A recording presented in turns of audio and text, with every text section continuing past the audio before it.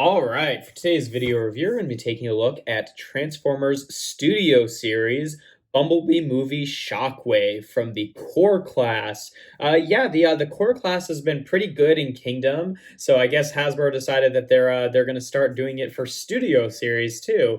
And this is our first one is Shockwave from the Bumblebee movie. I think that just like the core class in the Generations line, they're going to be doing a mix of like smaller characters like Ravage, who's like actually scales well with the larger figures, and then just small versions of characters that presumably they're going to do big versions of at some point, like Shockwave, who obviously to scale with the other figures should be like a Voyager or a Leader or something like that. But just as a fun little mini version, here we have Shockwave from his Bumblebee movie design. And he's got an okay little Cybertronian tank mode. It reminds me a lot of the Transformers Prime Shockwave design for the vehicle mode, because it's got like the chest plate in the front here as kind of a grill, and then the feet kind of folded down with tread sticking forward. And then the I guess it wasn't the arms, but it had sort of like a similar section like this sticking back, kind of like a little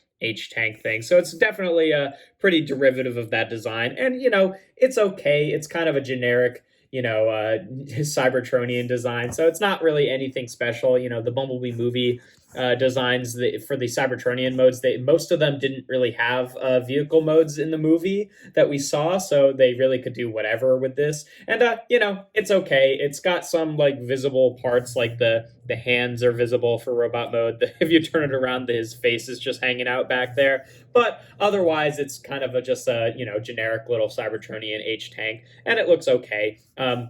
In terms of articulation, the turret here is actually just plugged into the back of the head. So the head swivel acts as a turret swivel, and then it's got a little piece that's connected to the bit itself that does hinge up and down. So it's got a pretty good amount of turret articulation there. For comparisons, here he is with Siege Shockwave and his smaller ship mode design. Obviously, very different Cybertronian modes for Shockwave there, but still, that's what they look like together. And then here he is with core class Soundwave from Kingdom. Obviously, more of like a Generation style and more of a Bumblebee movie style, but still cool to see those guys together, since this is the only other one that I have that is just like a core class smaller version of a bigger character. But for transformation, first thing you want to do is unpeg the gun here, and just it has this little folding hinge piece which allows it to go up and down, and you want to take this piece and just fold it to the inside like that. That's how it's going to peg in robot mode. You want to untab the arms here from the I guess what will be the hips, and just like get those out of the way for now, so you can take this entire section, this gray section with the head on it, and rotate it up like that. Then we can take this little panel down here. It pegs in there, just unfolds like that. It pegs in both on the sides of the legs, so you have to untab it like that, and then you can double hinge this up and get it into the chest position there, and just tab it in like that. Then for the legs, these little bits are on hinges here, so you just want to fold those to get the thighs correctly oriented, and then just fold the feet up. And then the arms, just use the elbow joint here to untab them from the back, and then rotate the forearms so they're facing forward. And then last but not least, we can just take the head and swivel it around. And there you have Shockwave in his base robot mode.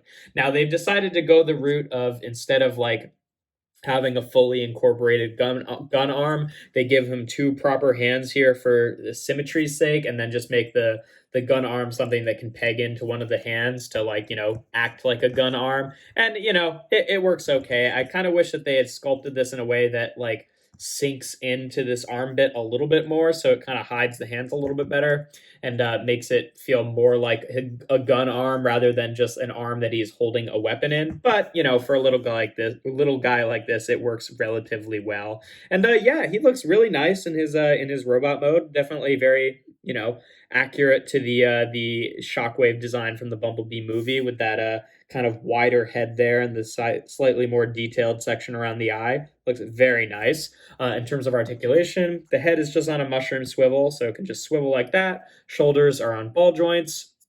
He's got a bicep swivel, a bend of the elbow that only goes about that far, not quite 90 degrees, and then a separate swivel, mostly for transformation, but can be used for articulation too, below the elbow, which works like that. Nothing at the waist. The hips are on ball joints. No thigh swivels or anything like that. He just has this separate hinge in here, so it's not. If they had done that like a ball joint, then it could have also acted as a thigh swivel, but no dice.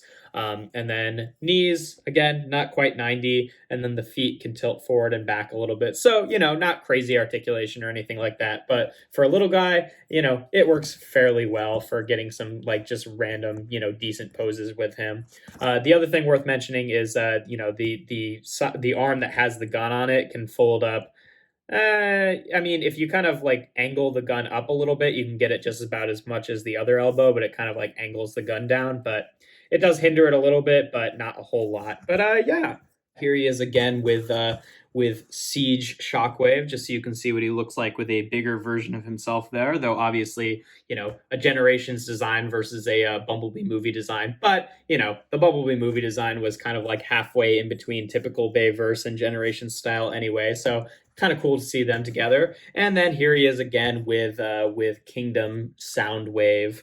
And yeah, no, it's not a crazy figure or anything like that. Nothing like super incredible, but just a pretty adequate little Shockwave. That it's just nice to have a little cutesy little $10 Shockwave. Not quite as impressive as some of the other core class figures. Like Soundwave, I think really did a lot of really impressive things, like with the mini laser beak. And he doesn't have anything like that. He's just kind of a simple sort of like simple transformer that doesn't have a ton going on with him. Not great articulation, but generally just gets the job done by looking fairly adequate and having a easy, simple little transformation. But yeah, nothing too crazy with this guy. Just a nice, good start into the core class for the Studio series. And I'm looking forward to seeing more of them.